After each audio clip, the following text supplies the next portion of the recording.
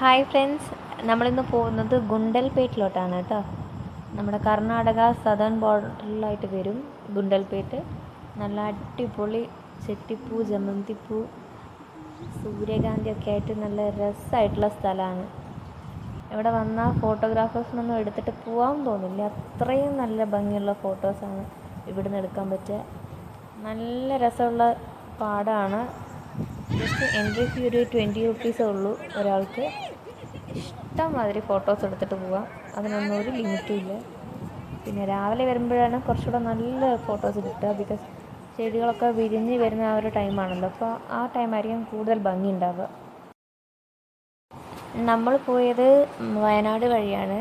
വയനാട് വഴി എന്ന് പറയുമ്പോൾ സുൽത്താൻ ബത്തേരി, പിന്നെ മുത്തങ്ങ, ബന്ദിപ്പൂർ ഫോറസ്റ്റ് കഴിഞ്ഞ് അങ്ങനെ ഗുണ്ടൽപേട്ടിലോട്ട് എത്തിയത്. ഗുണ്ടൽപേട്ടാണ് ഗൈസ്. ഇവിടെ ഉള്ളത് സൂര്യകാന്തി പൂവാണ് ഗൈസ്. അപ്പുറത്തെ ചെട്ടിയുണ്ട് ഗൈസ്. അങ്ങനെ ഫുൾ ചെട്ടിയും ഗുണ്ടൽപേട്ടും അത്യാവശ്യം നല്ല ഫോറസ്റ്റ് കൂടി വന്നതുകൊണ്ട് ആനിമൽസിനൊക്കെ അതും കാണാൻ പറ്റി. അങ്ങനെ ഇവിടെ എത്തിയപ്പോൾ ഇവിടുത്തെ ഫ്ലവേഴ്സും കാണാൻ പറ്റി. ആനിമൽസ് എന്ന് പറയുമ്പോൾ ജസ്റ്റ് ആനേനെയും പിന്നെ മാനിനെയൊക്കെ കണ്ടു, മാനും മയിലൊക്കെ കണ്ടു. അത് ഞാൻ വേറൊരു വീഡിയോയിൽ ചെയ്തിട്ടുണ്ട്. അപ്പോൾ ബാക്കി വീഡിയോസൊക്കെ കാണാം കേട്ടോ. കണ്ടില്ലേ എന്ത് ഭംഗിയായിട്ടായി പൂക്കളൊക്കെ ഇരിക്കുന്നതെന്ന്.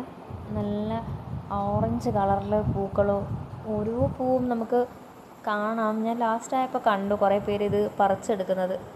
ഇത് തന്നെ കളക്ട് ചെയ്ത് എടുത്ത് വെക്കുന്ന ആൾക്കാരില്ലേ, ഇപ്പോൾ ഓണത്തിന് പൂക്കളിടാനാണെങ്കിലും അല്ലെങ്കിൽ അത് പെയിൻറ്റിനോ അങ്ങനെ എന്തൊക്കെയോ യൂസ് ചെയ്യുന്നവർ പറഞ്ഞത്. അപ്പോൾ അതിനൊക്കെ വേണ്ടി എടുക്കുന്ന ആൾക്കാരെ കുത്തിരുന്ന് ഓരോ പൂക്കളായിട്ട് പറിച്ചെടുക്കുന്നത് ഞാൻ കണ്ടു ഒരു സൈഡിൽ നിന്ന്.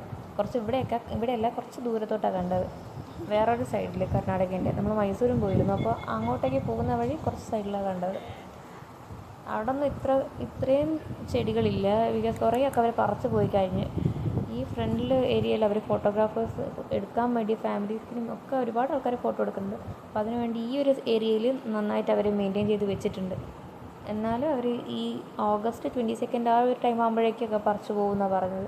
ബിക്കോസ് ഒരുപാട് ടൈം വെക്കാൻ പറ്റില്ലല്ലോ, മഴയും ഒക്കെ വരുമ്പോൾ അതൊക്കെ ചീത്തയായി പോകും.